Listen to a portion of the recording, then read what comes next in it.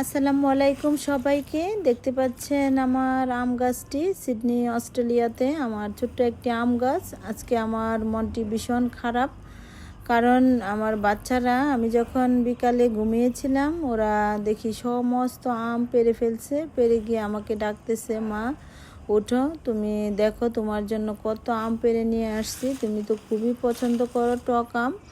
আমি তো দেখে মনটা আমার খুব খারাপ হয়ে গিয়েছে। আসলে এরা বুঝতে পারে নাই যে আমগুলা গাছে থাকলে বড় হবে, আর রিজিকে না থাকলে কিছু করার নেই। গাছের জিনিস দেখতেও ভালো লাগে যখন গাছে ধরে থাকে।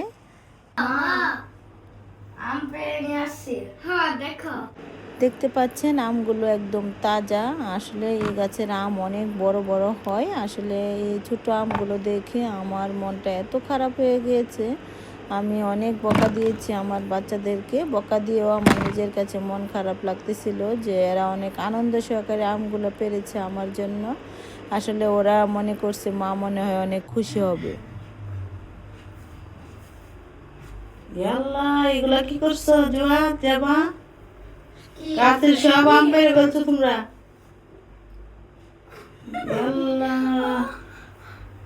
সর্বনাশ সর্বনাশ করে ফেলছো যে বাজুয়া দিয়ে আমগুলা বড় হইতো না।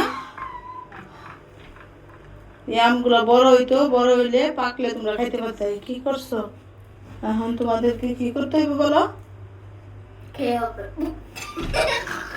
মারতে হবে।